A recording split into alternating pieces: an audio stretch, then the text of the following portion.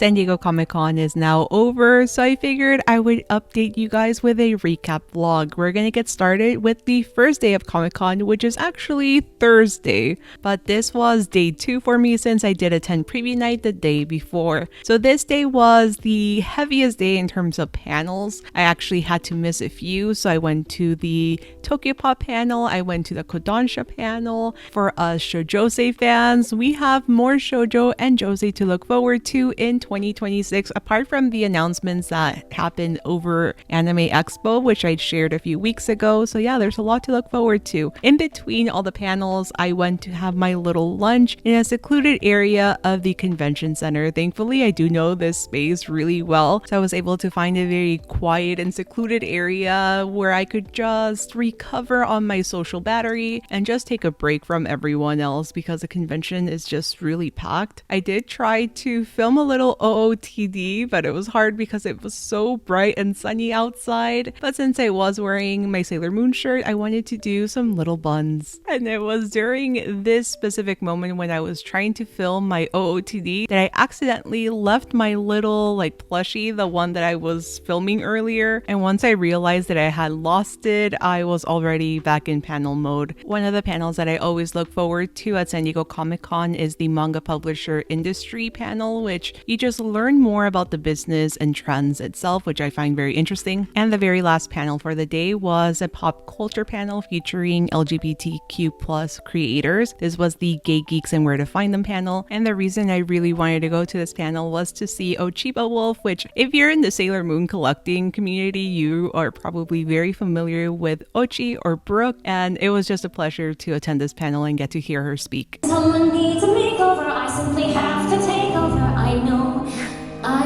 This panel was so much fun. I think after all of this serious manga panels, this was the perfect way to just end the whole day on a very high note. Also, after the panel, me and Brooke spoke for a while. It was great actually meeting her in person because I followed her for years. She's the reason why I have a Sailor Moon collection. So yeah, it was just a real meeting her in person. She's super kind. Then came Friday, which was the day of the best and worst manga panel, and I did attend this day with my mom. So I usually try to at least give her a little quick tour of the convention floor. We did stop at Pudgy Penguins once again. I wanted to see if either one of us could actually win a plushie from the crane game, and let me tell you, I think this machine was rigged, okay? I only saw one person actually win something because I didn't win anything, my mom didn't win anything, and the double tap method for this crane game was not working, so I think it was rigged, okay?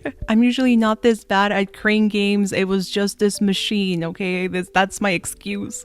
So then we walked around a little bit more and I stopped at the Tamagotchi booth because finally the line wasn't capped, so I decided to actually wait in line and see what I could buy. For some reason, Tamagotchi, their merchandise sells out and is very popular with resellers. So this time around, I actually got a few things, and I also got to test out Tamagotchi Plaza, which is the Nintendo Switch game. I really want to pick this up. It looks super cute. I think this is something that I will definitely pick up during my trip to Japan. Also, while we were in line, I was telling my mom that I really wanted to see the Mamichi mascot, and then all of a sudden, I see Mamichi from the corner of my eye. I literally manifested the mascot, okay? And my eyes went wide. I was so damn happy. Look at him. He's adorable. You guys have no idea. I love him so much. And then right after paying for my little Mamichi bag plush, as well as the little egg Mamichi that I shared earlier, that was a gift from my mom for doing the panel this year, I got in line because I wanted to take a picture with Mamichi, okay? And it was the highlight of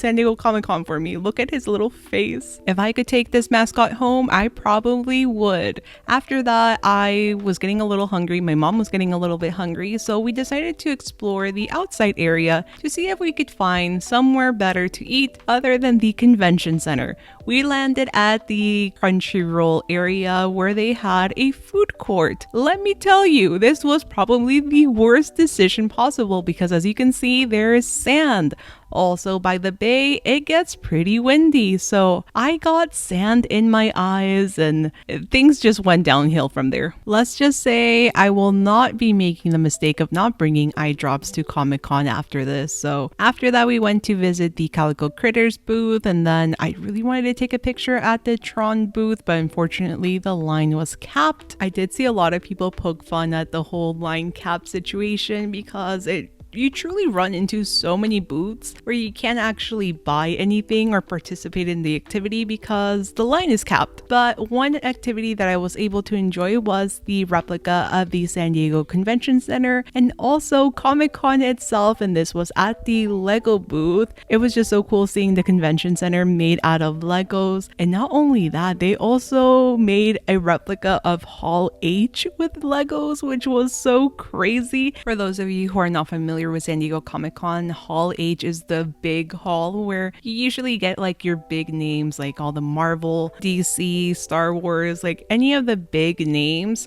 and big announcements would be done at Hall H. Also, the recreation of the whole exhibit floor made out of Legos was absolutely insane, and this is so accurate, to be honest. I also wanted to check out the Animal Crossing Legos because I love Animal Crossing, which reminds me I should probably check in on my villagers because I haven't visited them in a few weeks. After that, we went upstairs because I wanted to go over my notes for the panel.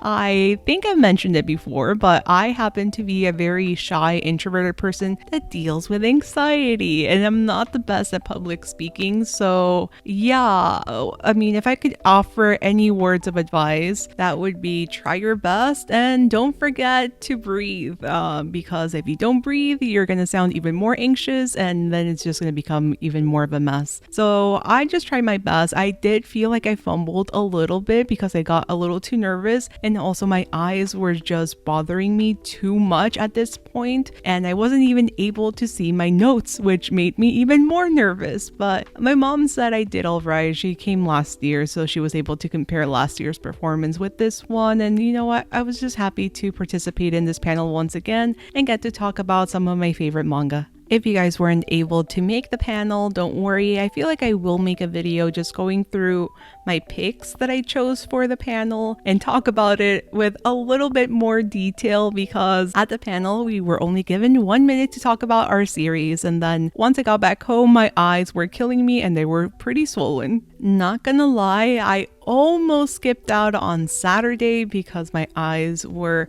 doing a little bit better, but they were still quite sensitive. But I decided to go because it was Brooke's last day at San Diego Comic-Con and they still had a few other manga related panels to cover. So I decided to just go for it, and I wore glasses inside because my eyes were still puffy and sensitive. So after I got done with a few manga panels, I went outside to do some manga reading, and then I went back to manga panel mode and just tried to live tweet from these panels. Since a lot of people can't make it out to San Diego Comic-Con, I do like to share some of that information so it becomes more accessible. Then afterwards, I did have to wait for Brooke because she was meeting voice actors. So I decided to get myself some ice cream, and this one was super good from Rita's. It was mango flavored. It was just what I needed because, dude, it was so hot during Comic-Con weekend. And then I did some more manga reading. I feel like for those of us who are introverted, going to conventions, it can get pretty overwhelming, so you do have to find these pockets of time to just have some time to yourself and just decompress. So afterwards I said hi to Brooke, we talked a little bit more. I didn't film that because it's, you know, just two friends talking, but I did want to go back to the Tamagotchi booth, and then I landed in the Minecraft parade of some sorts. This was actually very convenient because people actually move out of the way and clear the path for these big cosplays. So on my way to the Tamagotchi booth, I did see the Lego Wicked displays, which were amazing. I just get easily amazed by Lego like buildings and structures. It's super cool. Then I bumped into the Mattel booth and I wanted to check out the Cat's Eye Monster High dolls. These dolls came out when I was like a full grown adult, like in my 20s, so I don't have any memories of playing with them. I do have memories of trying to find them for my younger cousins though, and this is the whole reason why I wanted to stop by the Tamagotchi booth yet again. So this is the Tamagotchi Paradise, which is their newest device. I really wanted to pick it up, but unfortunately it was sold out because of resellers. Gotta love them. They always get everything before everyone else. Then I went back to the blind box retailer that I shared during preview night, the one that had the little panda blind boxes. So I actually did end up getting myself one of those because I kept thinking about those pandas.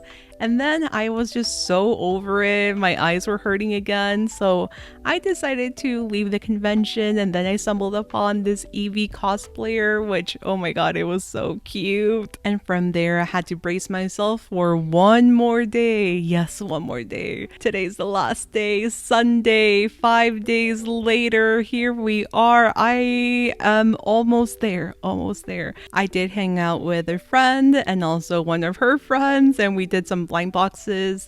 They wanted to try their luck with this Jujutsu Kaisen blind box, and they actually got the characters that they wanted. Like, they had some amazing pulls. We couldn't believe it because that's literally the characters that they wanted. Then I did some more blind boxes, like we were all doing them together, which was pretty damn fun, I will say. And then after that, I went upstairs to cover my very last manga panel of San Diego Comic-Con 2025. I did wear my trinket top, which was a hit. I thought it looked really cute as well. Then I did the last manga panel, then met up with some of my industry friends, then met up with another mutual from TikTok, and then the date was over and I was pretty exhausted, but thankful for another San Diego Comic-Con. I hope you guys enjoyed this video. I might film a video with definitely my picks from the panel, but also I might do a haul video as well. So thank you so much for watching. Stay tuned for more content, and I'll see you guys very soon in my next one. Bye bye.